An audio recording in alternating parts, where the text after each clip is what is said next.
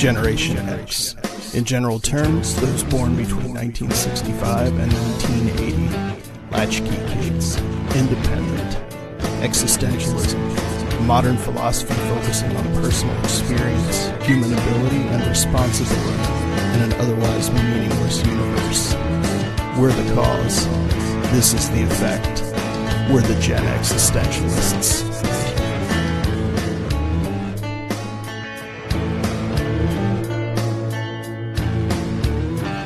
Welcome in, friends. This is the Gen Existentialists podcast. My name is Scott. I'm Bunny. And we're here to talk with you for the next 20 minutes or so about all manner of things. We will spin Mega Wheel the Magnificent and come up with a random topic from the over 500 that are on the wheel and yap at you about it from a Gen X perspective or somewhere thereabouts. Shall I give it a spin? Of course. How are you feeling right now? You look like you're focused on like an area someplace about a mile out. I know. What do they always say online? It's like, oh, close your eyes and then focus a foot out into the darkness. I have never heard that. That's a completely new one on me. Okay, yeah. I'm a foot away from my body right now. Okay. The wheel has been spinning. Oh, this is perfect timing, actually. Obviously, we record these several at a time.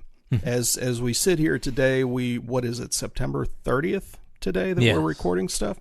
So we're heading into October, heading into the Halloween season, and that makes this topic quite topical. What 3 things or rituals do you do to put you in the mood for Halloween? So do you have rituals, or do you just have things you do?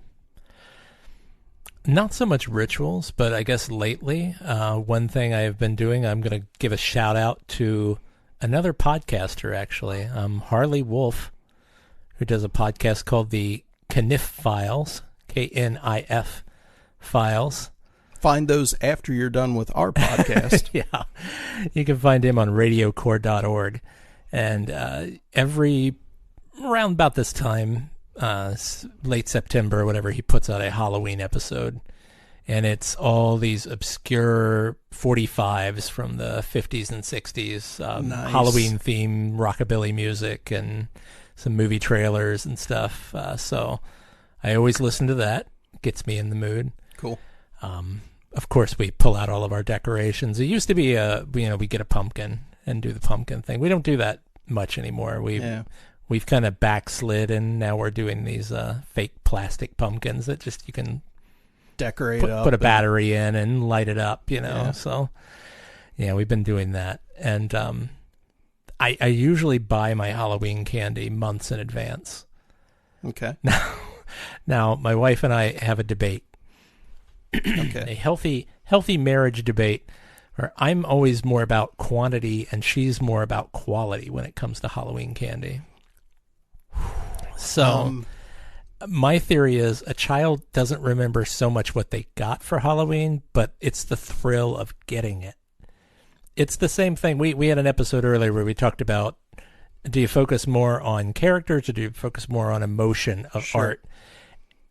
It's once again, it's that extension of emotion. When a child, I like nothing more than to wait for the preteens to show up at the very last minute, before you turn the lights out at 8:00 or whenever the trick or treating ends, and you always have a couple of bedraggled kids who are just now getting out, and they show up at your house and they're a little disheveled and they're a little embarrassed, and you just pour the entire bowl into their bags and say Happy Halloween, and shut the lights off, and the look on their face when their bag fills from one house, ecstatic. Yeah, they're bemused, and they won't remember me, and they won't remember what they ate that Halloween, but maybe they'll remember that thrill of, you remember that one weird old guy who would just pour an entire bowl of candy into our bags? They will remember your house. Yeah, they might. They absolutely will. We went full bore on decorating for Halloween, so maybe that's a ritual we do as well,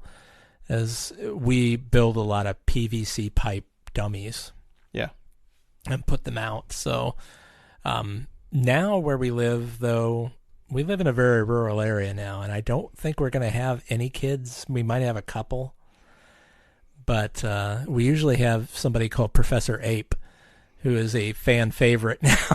Professor Ape. Professor Ape, which is one of our mannequins, which is a gorilla head mask with a lab coat and the whole bit. And I've met Professor Ape. Yeah, Professor Ape is a fan favorite with the kids, getting their pictures taken next to it and stuff. So we were doing 150 kids a night at our old place. Yeah. We'll be lucky if we have 5, maybe, where we're at now. It's going to be a real culture shock for me. Yeah.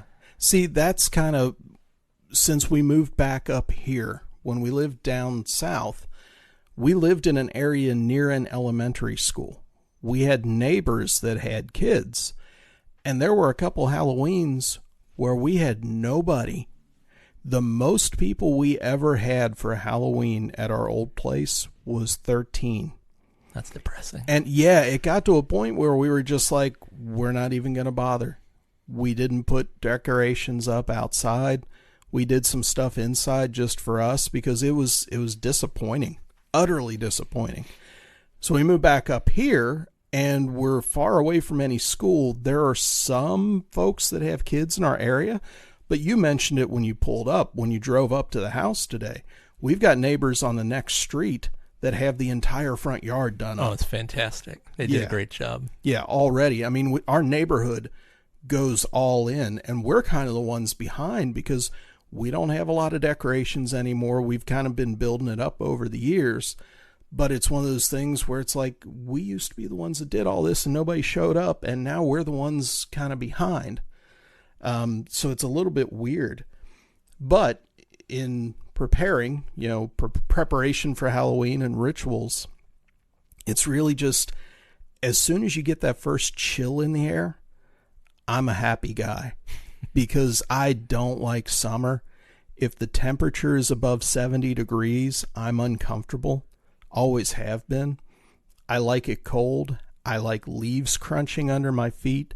There is no better time than the autumn. So like right now, I'm kind of, the fact that it got warm again today is disturbing to me. But I'm right at the point where I'm just feeling it like this is my time of year. I love this. So all that different stuff, the colors, the way the light changes, how it reflects off things, this is the perfect time of year. And the fact that Halloween falls during this time of year, chef's kiss. I just love everything about it. And it's not like we used to do pumpkins too. And we would carve them close to Halloween. Halloween ends, roast them, make a pie, roast the seeds, do all that stuff. Haven't done that in years because, once you carve the pumpkin, they're not really good for that. Yeah. If you set them out for a couple days with a candle, they're a waste. So there are things like that have negatives to them. But overall, it's just no rituals or real preparation. Putting some decorations out now, and we'll have a ton of kids here. So like, if you guys want to come here, that might not be a bad idea. Yeah. If we're in town, we'll definitely do that. I think we're going to try to hold out maybe this year to see how it is. See if we do have kids. Cause this year with as small of an audience as we're going to get, I probably will go out and buy the full size candy bars and, kind of make up a treat bag. Yeah. For each of the kids in our neighborhood, and if they show up, great. If they don't, well, then I'll just add to my waistline. So maybe this is a ritual, but since we've moved up here and we've realized, hey, we're going to get some kids, now I'm wearing masks. Mm-hmm. I always wear a mask when I'm out there to hand out candy, and usually my wife and I will sit out there, a cauldron of candy between us, and we'll take turns, greeting the trick-or-treaters as they come up. But I have a couple masks that have really scared people. Like one of them is kind of a mirrored theater mask, red mirror. And for some reason, little kids hate that mask.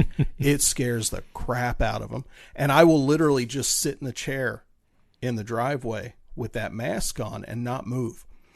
And I'll see kids like just shimmy stepping up. Like, is that is that a dummy? Is there somebody actually there?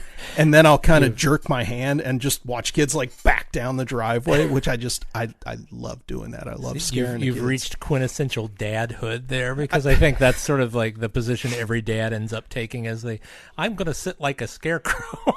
Yeah. And not even move wonderful. And see if the kids freak out. But so see, I've also worn kind of like for several Christmases, you got me an Eddie mask. So I've got 3 different Eddie masks, Eddie being the mascot of Iron Maiden. And I'll wear those because they're just fantastic. And again, just sit there with the mask on, and kids come up and they're like, what's this guy going to do? But I also, imagine this, if you've been listening for the last few episodes, and if I asked you the question, gee, do you think Scott has a lightsaber? Your answer would be... Of course, like how many would be the question? I've actually only got one, but I do have a lightsaber. So last year, I had it out with me because I had a mask, but I was mainly doing kind of a Star Wars thing. And a kid came up that was dressed as basically a Jedi Knight, and he had a lightsaber. So I pulled my lightsaber, and we had a little duel in the driveway. It was fantastic. Fun. And my thing is, because I collect some Funko Pops, mostly Star Wars, and occasionally, like for gifts and stuff, you get doubles, things like that. I've got a few out there, and if someone comes up and they're dressed as a Star Wars character, they get one of those along with the candy. Okay. So that's been a fantastic thing, too. That'll be something they remember. Yeah. We do the similar thing, but only for dogs. We keep milk bones out, so whenever the neighbors would come up with a dog...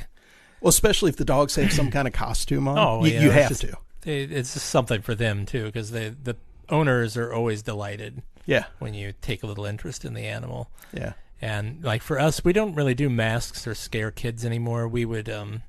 we have these sort of half masks on that they're voice activated, so they light up when you talk. Oh, that's cool.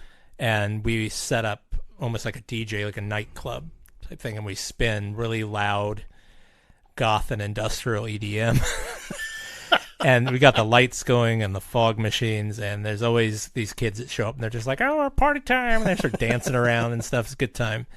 But it's a good excuse just to, we had a whole video that we made with horror movie clips set to music, and we'd let that play outside too, so it's something for the adults can sit and watch that while the kids are going in to get candy. That's going to miss that. So I think this year it's just going to be a couple of old farts sitting on a porch handing out candy bars, probably. But sometimes that's the coolest thing. I mean, I know for a couple years when I was in college, I would just sit out on the stoop, like either with my mom or like they were away once. They were out of town for something, and I just sat out there giving out candy. And where they lived, you know where that's at. Tons of kids.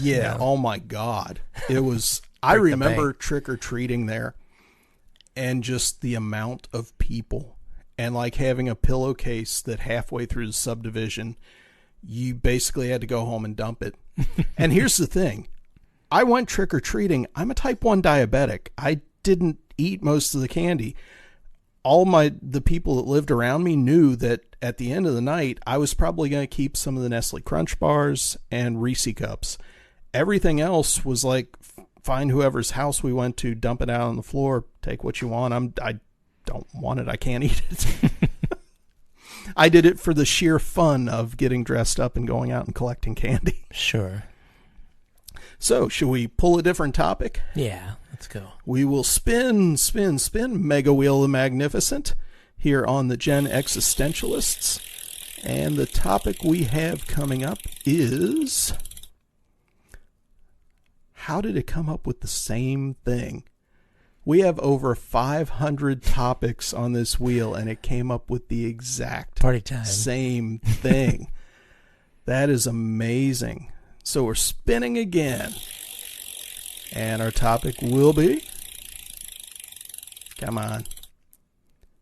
If you only had 1 month left to live, how would you spend it? Do you want to do that? That's too much like the recent No, topic. Go see one of our former episodes if you want to know about what we do when we had an expiration date.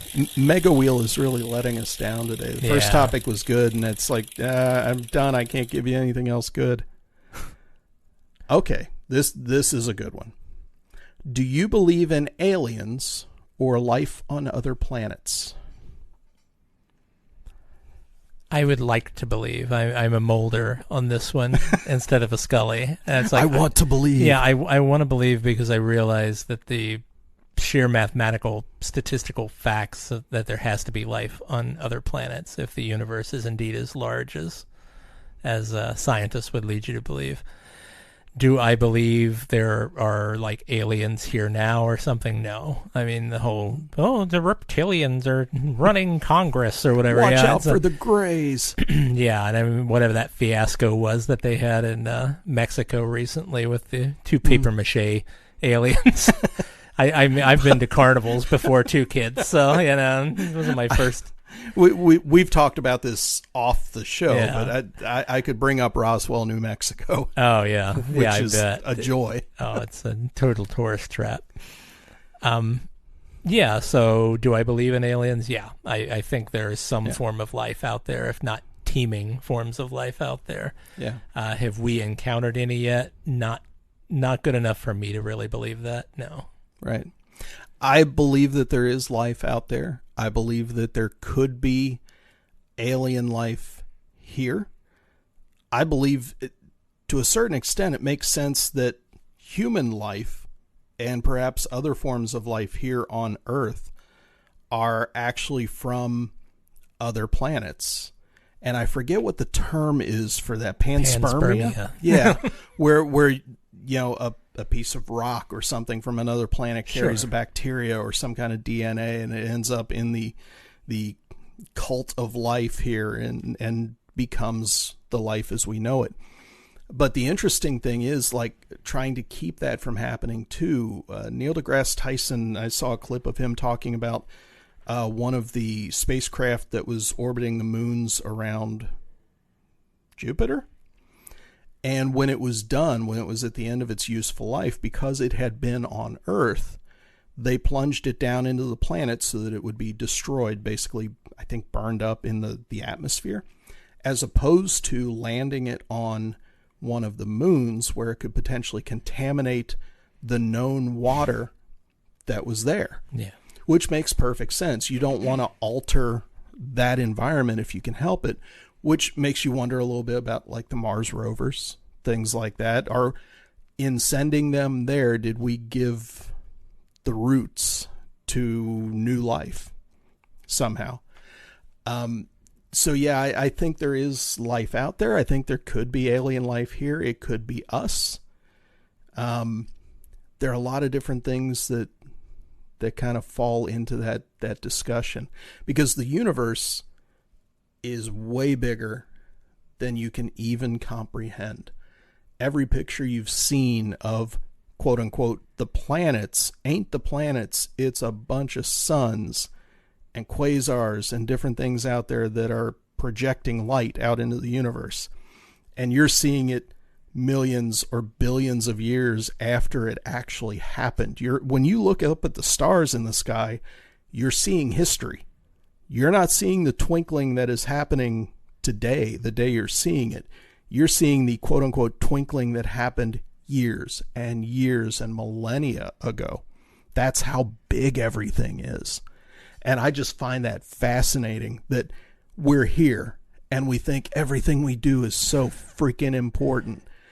And we're so tiny. I was waiting for the Hitchhiker's Guide to the Galaxy reference with the universe is big. No, I mean really big. I was waiting for that line to come out, but it didn't quite manifest, so I'm manifesting it myself. Copyright infringement. I didn't want to go there, but nerd fandom.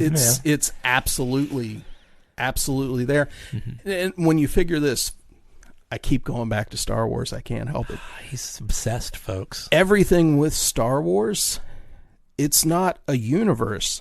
That is a galaxy. There are galaxies outside of that if you get into like the Throns and the Chiss Ascendancy and stuff like that are outside the basic Star Wars galaxy. So even in science fiction, the size of everything, the overall immensity of reality means logically there has to be other life out there. Okay, so I have a question for you. Yep. So why, if you believe that aliens have visited this planet, let's say, how come no one can get any decent footage? It burns my ass that they can like spot me. They can triangulate me with a satellite jerking off in some alley somewhere in a third world country. They can find me, but they can't seem to, all these Navy reconnaissance video and all that of just grainy, horrible crap. It's almost insulting at this point. I mean, look, we're in 2023 now, and we still can't seem to get a decent footage. Obviously, the aliens have wonderful jamming technology, and I mean, you've seen Men in Black where they've got the little flashy pen where they make people forget. They can erase digital footage with that too. The lately, like the last couple of years where they've really been pushing the whole the disclosure, aliens are real, blah blah blah, but they can't give me any better footage. Fuck you. Well, my response. Here's the other thing. Don't insult me. Come on now. Have you ever tried to watch security cam footage from something, or CCTV, or police body cam footage? You and I both know they've got way better cameras out there. It all comes down to money. You give me some money, I'll find you some aliens. That's my take. Where's all that money going with the military then? The kind of cameras they have on these fancy jets they're flying over the ocean. I mean, come on. And they come out with some really lousy night vision, I want the blurry, truth. grainy. Yeah, I am all open to believing. You just got to show me something that's a little bit believable. Yeah, but paper-mâché aliens in a box, not believable. That's grainy what else footage, I want to get not back believable. to. Roswell, New Mexico. If you haven't been to Roswell, New Mexico, you got to go to Roswell, New Mexico. Okay, everybody knows what Roswell was.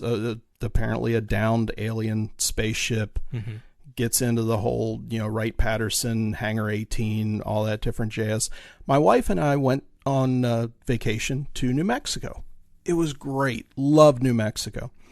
We went around Santa Fe, went to the Georgia O'Keeffe Museum, and we decided to take a day. We're going to go down to Roswell. So we did. We drove down to Roswell. And the thing about it is, if you know anything about where that crash site is, it's out in the middle of nowhere. They picked Roswell because it's the closest town. Between Santa Fe and Roswell, you know how many gas stations there are? 2. There's one. Okay. The other one was closed. All right. Yeah, there was one. Yeah. Okay, that's how sparsely populated the entire area is. And you get into Roswell, and you know you're getting there because all of a sudden you see aliens. And they're all the same kind of alien, big eyes, big green head. There's a UFO museum and research center. The McDonald's in Roswell, New Mexico was amazing. Best McDonald's I've ever been to. It was fantastic. Loved it.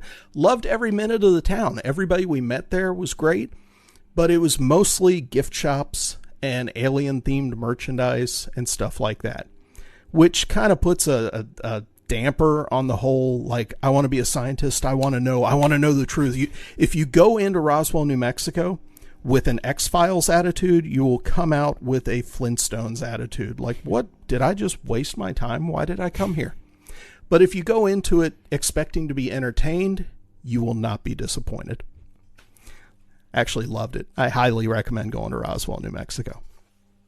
So, that'll about do it for this episode of the Gen Existentialists.